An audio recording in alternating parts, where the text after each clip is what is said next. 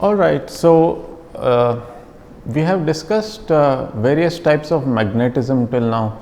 So, if you remember, we discussed Landau's diamagnetism, which is present in all materials. Then we discussed Pauli's paramagnetism, which is present in materials where the molecules or atoms have an intrinsic magnetic moment. So, now we are going to discuss the third aspect of magnetism, which is ferromagnetism. So, in ferromagnetism takes place or is seen in materials where the magnetic moments not only interact with the external field, but they also interact with themselves, meaning with their neighbors, in other words. So, one magnetic moment interacts with its neighbor. So, as a result, it becomes a more difficult problem to deal with, because the constituent particles are interacting with each other in addition to interacting with the external environment. So, we have seen for the most part in this course, we have restricted our attention to ideal systems where this does not happen. So, in other words, the constituent particles interact with the external environment only, whether it's the walls of the container or the applied field. So, it doesn't interact with each other, they don't interact with each other. So, the exception of course was this van der Waals fluid, which is basically composed of particles or atoms that they kind of have long range interactions with each other. So, in other words, they are attractive, not necessarily long range, but they are attractive interactions. So, as a result, they exhibit a richer phase diagram, in the sense we saw that there are two types of phases, one is liquid, the other is gas. So, we expect something similar to happen in magnetism. When there is ferromagnetism, we expect some richer phase diagram.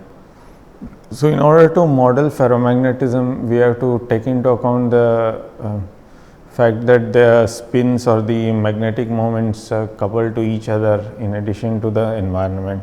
So, the way you take into account the idea that spins coupled to each other, you start off with something very simple. So, you want to minimize the complications caused by other issues. So, you want, already there is this complication caused by the fact that the magnetic moments are coupled to each other. So, you want to minimize the complications due to other factors. So, what you do is you start off with a one dimensional system. So, when all the magnetic moments are on a line, so that is the simplest thing you can think of. So, now so that is called the 1D Ising model, and that is described by this Hamiltonian. So, the idea is that there is a energy, a coupling energy between the spins Si and Sj. So, Si is either up or down. So, that is the whole idea. So, there is either up or down, and then see a given. So, the whole idea is that you have I, and they couple to their neighbors. So, that on a line there are two neighbors, there is I minus 1, I has two neighbors, I minus 1 and I plus 1. So, that is the reason why I have written it here. So, I couples to its right neighbor, which is I plus 1, and I also couples to its left neighbor, which is I minus 1. And of course, there is some kind of a double counting involved, but you can always absorb that into J. Okay, I mean, this is sometimes people do not write it this way, they just only do this, because eventually it is going to take care of itself. As you sum over I, you run through all the neighbors anyway. So, so this is how it is, but the only point is that I have to well, okay. So, now suppose I will come to that later. So, suppose I in addition have a magnetic field in the z direction. So, the implication here is that S is plus 1 minus 1 implies that some kind of a spin angular momentum, a spin half object, which either points up or down. So, therefore, think of it as Sz. So, if that is the case, then the if I apply a magnetic field in the z direction, it is going to have a magnetic coupling strength, energy with coupling with the magnetic field is going to be minus mu times. So, I am going to absorb all those mu's and all those multiplying constants into these magnetic fields H and J. So, you should get used to the fact that you know, in as you mature in doing physics, you kind of don't you know, make a big fuss about dimensions, units, and so it's all implied that it's going to take care of itself, or you know how to resurrect them when needed. So, they are going to be subsumed into H and J. So, whatever other units that that might be required, or constants like Bohr magneton, etc., they are all assumed to be subsumed in J and H. So, the whole idea is now the Hamiltonian is now described in terms of the coupling between the magnetic moments and the coupling with the external field.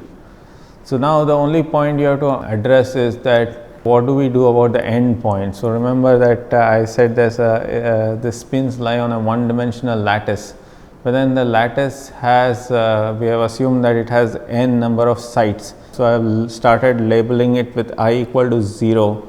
So, if I label it with I equal to 0, it is going to go from I equal to 0 to 1, 2, 3, 4, all the way up to n minus 1.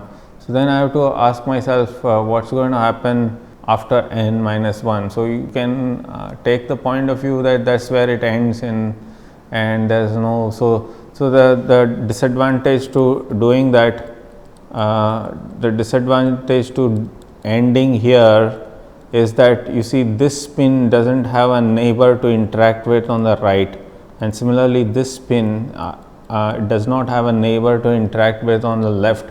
So, you will have a situation where the Hamiltonian looks very funny. So, all the other spins are treated in a certain way, but the end points are treated differently. So, if you want to avoid that, the best way to avoid that is to put everything on a circle.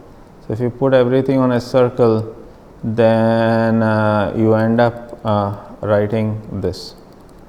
So, so n minus 1 is the last point here. So, I equal to n is equivalent to I equal to 0. So, in other words, there is a periodicity. So, S is equal to I plus n is equal to S equals I. So, S equals I plus n equals S I. So, there is a periodicity which I am going to make use of. So, if you put everything on a circle, that is called periodic boundary conditions. So, that is what I am going to assume is the case. Okay. So, now with all those assumptions in place, now I am called upon to evaluate the partition or the canonical partition function of the system, because that is the way to go, and I am going to calculate the trace of e raised to minus beta h. So, in other words, calculating trace simply means that you have to evaluate e raised to minus beta h and sum over all the spin configurations. So, you see, remember that each spin at each site can be either plus 1 or minus 1. So, you have a whole bunch of different configurations. So, all the spins can be plus 1, or you know, half of them can be plus 1, half of them can be minus 1, or the first one can be plus 1, second one be minus 1, and the third can be plus 1. So, you have a whole bunch of different possibilities, and you have to sum over all those possibilities. So, that is what trace means in this case. So, in order to do that, it is not going to be easy, mainly because there is this link. So, I is linked to I plus 1 and also to I minus 1. So, it is not going to be straightforward to do the trace that way. So, fortunately there is a simple way to do the trace in one dimension, which I am going to explain now. It is called the transfer matrix method. So, this is a peculiar method that works predominantly only in one dimension. It is not easily generalizable to more than one dimension, for reasons that I may or may not have time to go into. So, it so happens that in one dimension there is a simple method to deal with this and find the trace in a exact analytical way. So, the question is, how do you do that? So, before you do that, what we are going to do is that, because we have imposed periodic boundary conditions, I am entitled to rewrite this in this fashion. So, I am going to ask you to convince yourself that this is the case. It's not surprising because you see, if you have S0, so this is going to become S0 S1, but then this is going to become S0 S minus 1, but then remember that S minus 1 is the same as N minus 1. So each term, so then you see, then if this was N minus 1, this is going to be N. So if suppose this was N minus 1, so this is going to be N minus 1 plus 1, so Sn, but Sn itself is S0. So you will find that each such term appears twice. So this will also appear twice. So if I put here, for example, if I put I equal to 1, this will become 0. Here if I put 0, this becomes 1. If I put 1, this becomes 0. So each term appears twice. So as a result, I can write twice times I plus 1. So because of periodic boundary condition, that takes care of itself. The other thing is that this I can also rewrite as the average of I and I plus 1 because of periodic boundary condition. The sum over Si is the same as sum over I plus 1, because you are going to come back to the same point. So you should convince yourself that this is true, and because both are the same, I am counting it twice, so I have to divide by 2 to get back my original result. So now this form is very convenient for me to use what is known as the transfer matrix method. So let me define what the transfer matrix is. The transfer matrix is a 2 by 2 matrix whose elements whose indices are described by the pair of numbers mn, where m is either plus 1 or minus 1 and n is also either plus 1 or minus 1.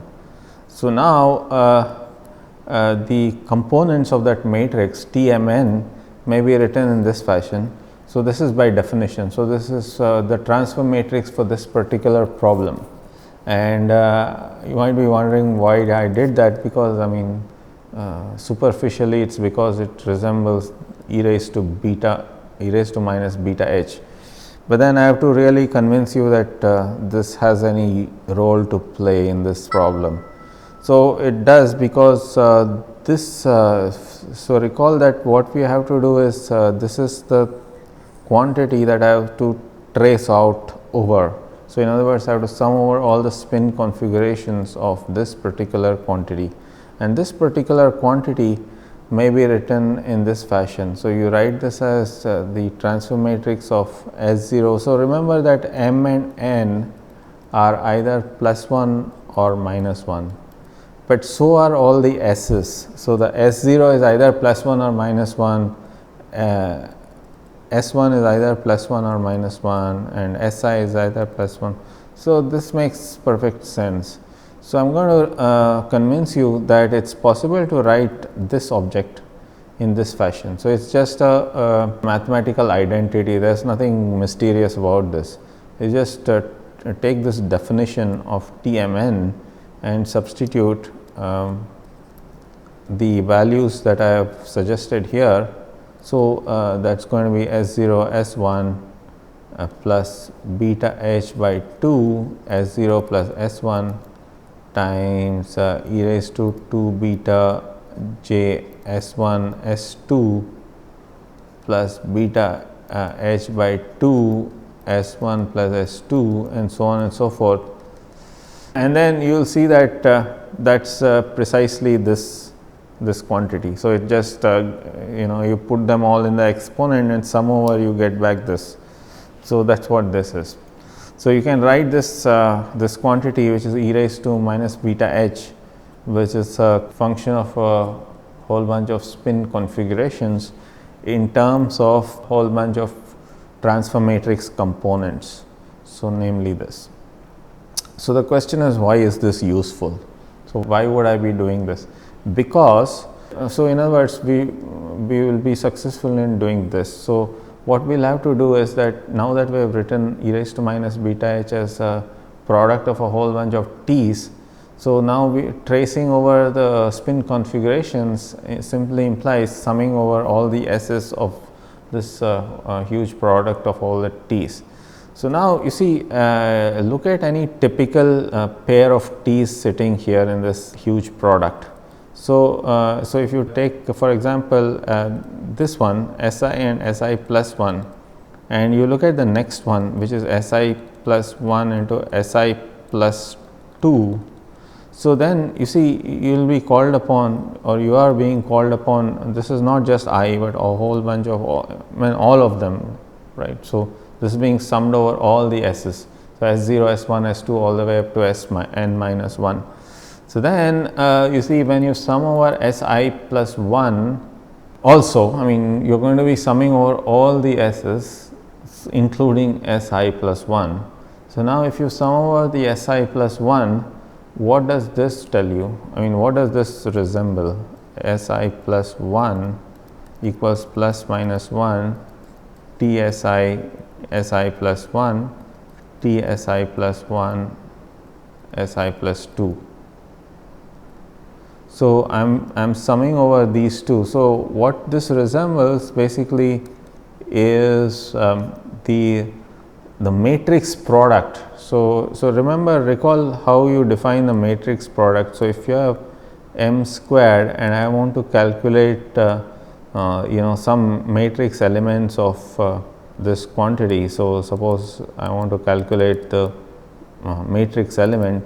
This is not going to be Si, then something else, then something else. I mean, so in other words, it's I have to do this, right? I mean, basically it's whatever this is, S prime, if you like, right? So I have to sum over this S prime, and this S prime is precisely this Si plus 1 here. So that's going to be, and this m is nothing but this T. So this is nothing but T squared of Si comma Si plus 2. So as a result, what will happen is that this, when you do the sum over all this, all that's going to happen. So if you sum over S1, S2, S3 all the way up to Sn minus 1, so you leave out S0 because they are at the extreme ends, and you sum over all the S's in between.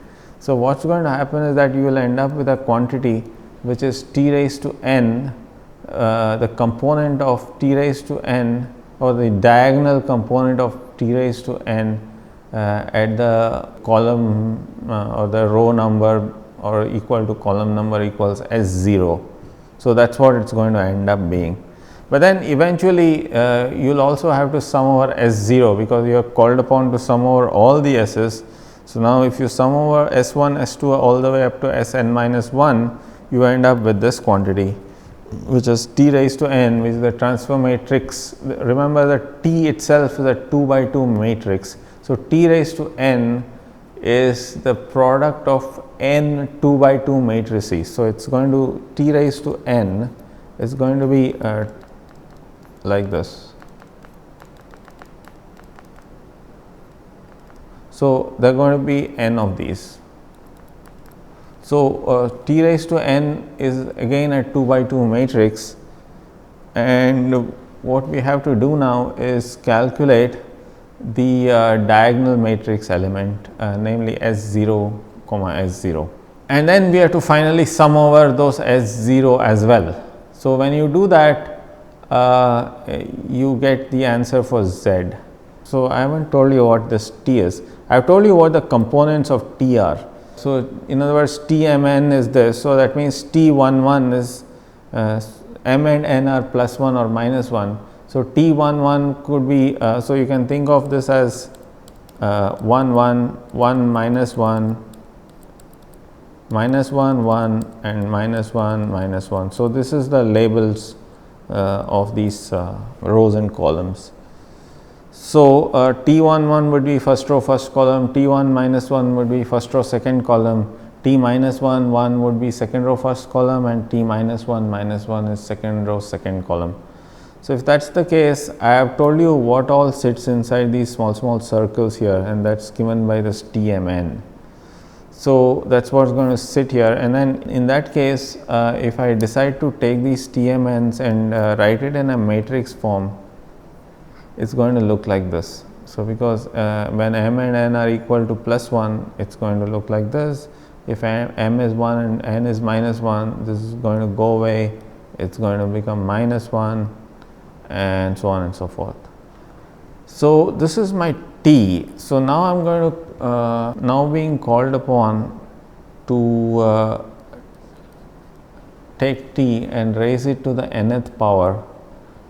And so you might be wondering, that's not easy, because now there's a 2 by 2 matrix and there are no, all the entries are non-zero, but then I have to multiply n of them, and I don't even know what n is. N is some huge number. N is the number of sites. So fortunately it is not t raised to n that I am interested in, but rather its trace. So in mathematics there is a simple formula for the trace of a matrix, and the trace of a matrix just happens to be, so if you have a 2 by 2 matrix or a n by n matrix or whatever, so if you have a square matrix, the trace of a square matrix is by definition the sum of all the diagonal elements. But you can also convince yourself by diagonalizing that, so that this is something you should ask your maths teacher to explain, and that is that the trace of a square matrix is also the sum of all its eigenvalues. So in other words, it's sufficient for you, so you don't have to really suppose you somebody tells you what the eigenvalues are, so you don't even have to know what that matrix is. You see, the matrix itself will be quite huge. Suppose it's say m by m matrix, there will be m rows and m columns, and m can be quite huge, it can be 1000 by 1000 matrix. So you don't have to, I mean, strictly speaking, somebody has to tell you all the diagonal elements and you have to add them all up. But then it's possible that somebody has told you all the eigenvalues, but they haven't told you what the matrix itself is. But then they want you to find the trace of that matrix. So it's not going to be difficult, because the trace of that square matrix is just the sum of all the eigenvalues. So now it so happens that if you have t raised to n, it's very hard to write it down explicitly, but fortunately it's very easy to write down its eigenvalues. So you can't really write down the matrix itself very easily, but you can write down its eigenvalues very easily, and that's the reason is because the eigenvalues so if suppose t is diagonalizable, so in other words, what does that mean? What that means is that there is a orthogonal matrix, okay, so that orthogonal matrix which can kind of render this diagonal. So in other words, I can always find two matrices O and O transpose such that I can rewrite this in this fashion, and by definition the diagonal entries are precisely the eigenvalues of t. So if that is the case, then you can see that t itself can be written as O transpose t diagonal O. So now therefore t squared is O transpose t d O, O transpose t d O. So then O transpose is 1 because it's an orthogonal matrix, and so this becomes O transpose t d squared O. So then t raised to n therefore can be written as O transpose t d raised to n O. So you might be wondering, why is this useful? Because then the trace of this is nothing but trace of this, and then because of the cyclic property of the trace, I can take this O on this side, and this becomes trace of O transpose t raised to n d. So I'm sorry about this messy. So I'll probably explain this, in greater detail, in the tutorial that's going to be appended to these lectures. So right now, please bear with me. So I'm going to assume you know some of this. So this is linear algebra. So I cannot teach you linear algebra in this course. So I'm going to assume that you know some of this. So this is just to refresh or jog your memory. So so this is 1. So then the trace of t raised to n is nothing but the trace of the diagonal version of t raised to n. But then the diagonal version of t is just lambda 1, lambda 2 on the diagonal and 0 on the off diagonal. And then if it's very easy to raise a diagonal matrix to the nth power. So it so happens that if you have lambda 1 and lambda 2, it's very easy to raise it to the nth power, and that's going to be lambda 1 raised to n and lambda 2 raised to n times 0. So it's as simple as that. This you can easily verify. So if you have a matrix like this where it's not diagonal, it's not easy to raise it to the nth power. But if you have a diagonal matrix, it's very easy to raise it to the nth power. So fortunately, the nth power of this t is same as the trace of the diagonal version of t raised to the nth power. So the diagonal version of t is basically the diagonalized t using an orthogonal transformation. And so as a result, the trace of t raised to n is just the nth power of the diagonal version of t, which is lambda 1 raised to n, 0, 0, lambda 2 raised to n, where you sum over all the diagonal elements, and that's lambda 1 raised to n and lambda 2 raised to n added up. So that's what you get for the partition function. But recall that in this whole course we are going to study systems in the thermodynamic limit, namely that we are going to assume that system sizes are huge. So as a result, it's only then you can apply effectively the methods of statistical mechanics, because otherwise you will have to take into account fluctuations which we have ignored throughout this course. So remember that fluctuations may be ignored only if the system sizes are large, because the fluctuations are of the order of the square inverse of the square root of the system size. So if system sizes are not small, then you have to reckon with the fluctuations as well. So we are going to assume system sizes are large, so I am going to ignore fluctuations, and because system sizes are large, n is very huge. So even though there are two eigenvalues, the eigenvalue that's going to dominate is really the largest eigenvalue, which is largest of these two. So remember that this is this T itself is a symmetric matrix, so it has real eigenvalues, and because the eigenvalues are real, one of them will be larger than the other, and because one of them is the larger than the other, the larger one I can denote by lambda max, and this is approximately lambda max raised to n, because n is very large.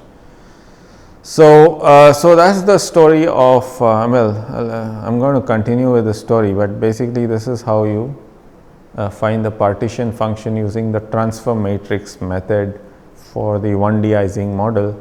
And this transfer matrix method unfortunately works only in 1D and with great difficulty in 2D also, but without a magnetic field, and that's called the Onsager solution. And I'm not going to discuss that in this course, unfortunately, although it's very interesting because it's somewhat technical. All right, so the Onsager solution is something you should you should muster some courage and look it up. So there's a book on the 2D Ising model which can be solved exactly using the transfer matrix method, and the book's title is 2D Ising model, and the author's names are McCoy and Wu.